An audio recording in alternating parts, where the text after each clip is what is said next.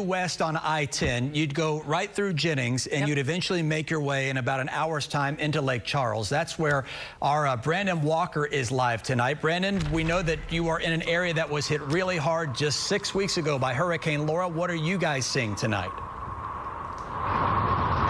Well, right now, Chris, as we walk closer to you because of technology and take the phone from photojournalist Renee Levine, you can see what we see here on the south side of Lake Charles, a newly developed subdivision. It's coming down at a pretty steady clip, as you heard from our colleague from NBC News, Jay Gray. It's raining quite heavily. South side of town, so if you know your geography here, Lake Charles, you've got the 210 loop. We're south of the 210 loop, which makes us farther south of I-10. There's a culvert here in this area that deals significantly with drainage. It's supposed to handle that. Right now, there is a concern that there will be flooding because of the culvert there. You can see that the rain is coming at a pretty steady clip, but it seems as though from our vantage point that the drainage, at least from the street's perspective, are working.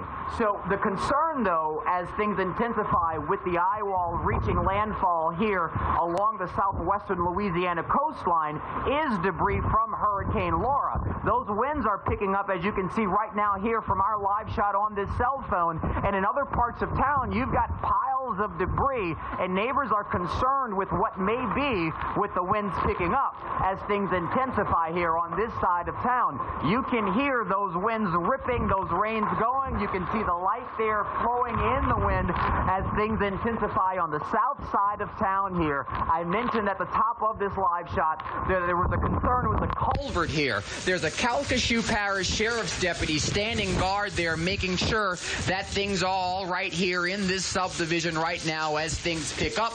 As I turn the camera around, you can see us here. We had a bit of a technology failure, so we're working with the cell phone with photojournalist Renee Levine here in Lake Charles, Louisiana, monitoring conditions. As I walk here, turn the camera around, Chris and Dominique, you can see things coming down at a pretty steady clip as residents here in southwestern Louisiana, Lake Charles, south of the 210 loop, deal with Hurricane Delta and what it means for this area. Look at this house right here. You can see the siding that is beginning to go. This area fared fairly well during Hurricane Laura, and a lot of it is because it's a newly developed subdivision. But you've got a lot of people who are worried. You've got a lot of people who are scared, and frankly, as you see Renee Levine here, you've got a lot of people who are just tired of what the forecast has been here for the past 6 weeks. As we walk here into the middle of the street to show you a live look at conditions with the cell phone. So we're in the middle of the street of this subdivision. As we walk down, I'll show you the street as we walk. So there isn't a concern of flooding. Excuse me, I forgot my boots in the truck. But as we walk here along the street, you can see it's raining, it is windy. There is some minor street flooding, but not a significant concern right here at least. But on this south end of Lake Charles, you can see where conditions are picking up. No flooding in homes, some minor street flooding as Delta makes landfall here along the coastline. Hey, Let's send Brandon, things back to you in Houston. Brandon, based on what you're seeing, how many people chose to stay and how many left? I see a lot of lights on inside. Yeah. Right, yeah, you see some lights, but most people here in this neighborhood are gone, actually. So you're looking at lights outside. I think that's just the reflection. This actually happens to be Renee Levine's neighborhood, in fact. Her parents live here, and most people got out. In fact, there's a Calcasieu Parish Sheriff's deputy who lives on this street and is working. And according to Renee, he's really good friends with her dad, and he is working and making sure that everything is safe. So in this neighborhood right now, while there are cars, while you see the lights on outside homes, it's and most people are gone on the south side of town here. And I think, Dominique, a lot of that just has to do with, oh my goodness, why do we have to deal with this again? Because 6 weeks ago, they had to deal with Laura. And you've got concerns on parts of town here of those big piles of debris. We're walking toward one right now. You probably can't can't see because I'm walking with a cell phone. And the concern with the wind is it may pick up and fly. So there aren't too many people here in this neighborhood, to answer your question, Dominique. And throughout town here in Lake Charles, there's a mix of people who got out, people who stayed, and people who were waiting for the forecast. Significant gust of wind. I'm going to send things back to you guys, and we're going to get to shelter.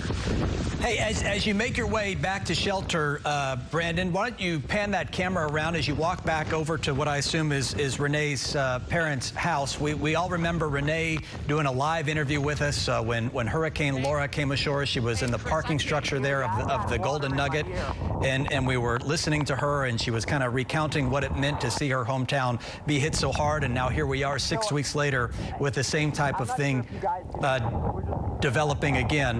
You can see things are picking up. Go ahead, Brandon. We can hear you. So you're saying conditions are worsening on what you're seeing.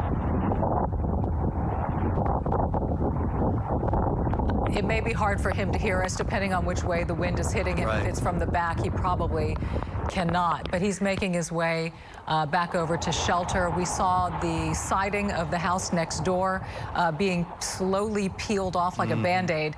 And, you know, that's got to be happening to other houses in the neighborhood. So far, I haven't seen, I don't know if you have any flying debris yet in this neighborhood, but, you know, there's only so much battering a home and a structure can take from this kind of relentless wind. But we're definitely seeing the rain and the ponding on that street specifically. As Frank has mentioned, this was going to be more of a rain event than a wind event. And there to the left is that's our Storm Tracker 2, that white pickup truck there. That's what Brandon and Renee have been crisscrossing the Lake Charles area in all day and into the early evening hours, as they have been kind of on storm patrol to get us the best pictures that they can as Hurricane Delta makes its way across. And look at that pile of debris right there. Again, remnants of a storm just 6 weeks ago yesterday. Incredible. I just saw the lights flickering too, and that was my next question. How much longer is power going to be on in that area?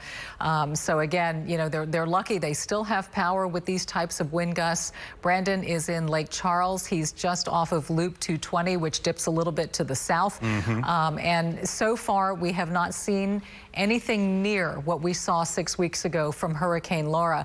But for those folks who did have damage and they've gone through the process of rebuilding, as we all know, rebuilding doesn't happen overnight. And when you have that kind of extensive, widespread damage, it can take months to get shingles back on, roofing back on. And so now you have this incredible rain, wind, and weather event on already beaten up and tattered homes. And it, again, the process for a lot of people, it's going to go right back to the beginning. Square one. Yep. Yeah, and if you think about it, I mean, I wonder how long it took certain communities to get their power back. Right? I mean, it was you can't weeks. Do anything without it was weeks before they had power. We saw a great outpouring of support from our community here in the greater Houston area. We realize that some of you watching tonight, this may be your hometown. This may be where you live, and you sought shelter here in Houston, as you do often during the hurricane season. So